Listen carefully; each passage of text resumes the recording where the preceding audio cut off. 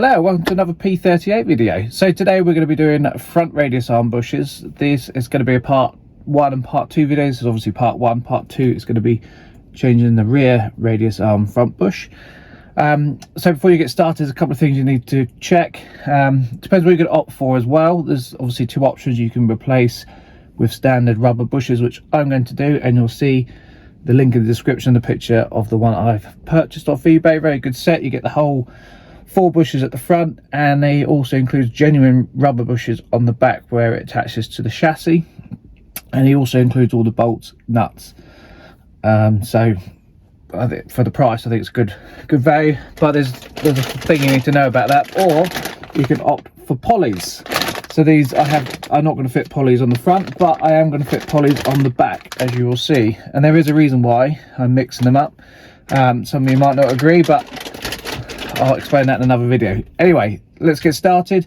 So one thing you should know before you start with the rubber bushes at the front, they are nylon sleeve, they're not steel sleeves, so they do come out fairly easy. You can drill them out and then tap them out. I've actually used the C-clamp and push them through like a normal bush puller kit would do.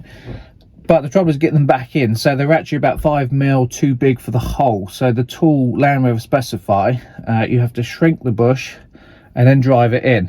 And I have done that on this side, but it is difficult if you don't have the correct tool, and I don't, and I also don't have a press. So what I did, I used 2 sleeves within one another. So I pushed one sleeve in the other sleeve with the bush in it, so the bush couldn't deform, and then I drove that in with the C-clamp. It wasn't a great way of doing it. So on this side, which is the side I'm doing today, which I'm going to show you, I'm going to take them down to, I'm going to drive them out, and I'm going to put the new ones in by going down to a local machine shop, because it's a lot easier, and it's only 10 minutes from me, so you might not have that luxury, but for the sake of 10 minutes, I'm going to take it down there. They've got the correct tool, they're going to push the bush in for me.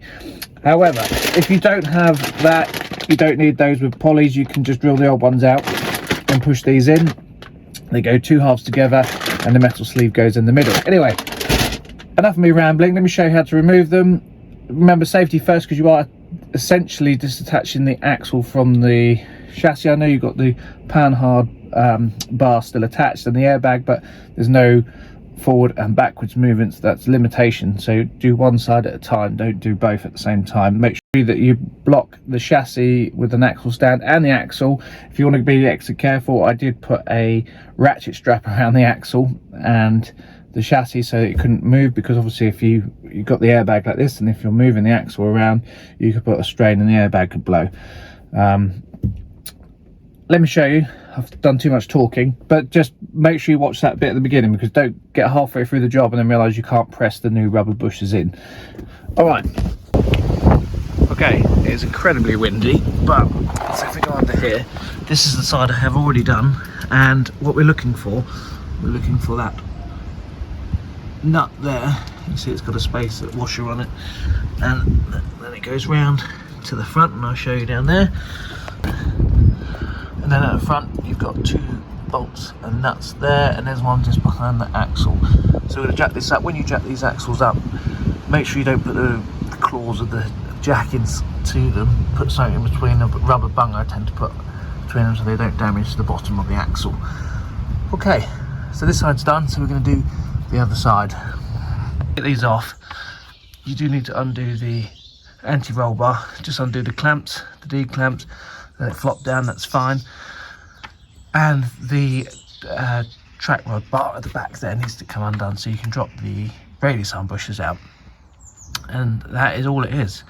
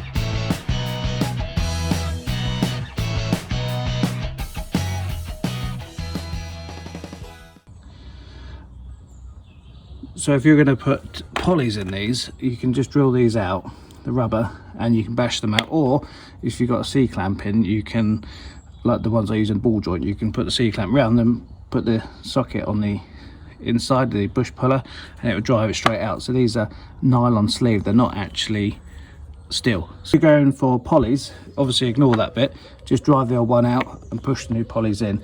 Be interested to see how you get on with polys. I've had different things, so let me do that and then we'll come for reassembly. Right, so new joints are in. I've cleaned it up a little bit and I'm going to now reassemble with my new genuine bushes, which go down here. So I'm going to put the first one in. I'm going to smear a bit of Vaseline around it on the inside, make sure it slides in nicely, and do the same for the other end, and then I'm going to line it up. I am going to paint this, but I'm going to paint it once it's on, because I found on the other side I painted it before and it ended up getting all scratched putting it back in, so I'm going to paint it after. And I'm going to ask CEO over here to help me hold one end. You can do it on your own, but it's a bit difficult to line it up. So see you in a minute.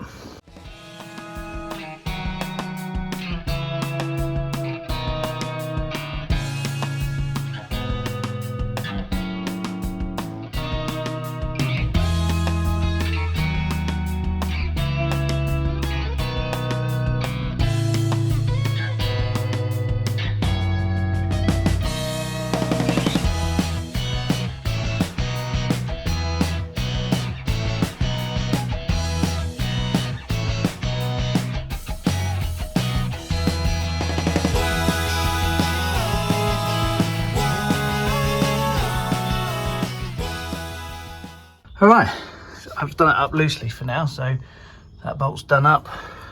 The two new bolts which are in there ready to be done up.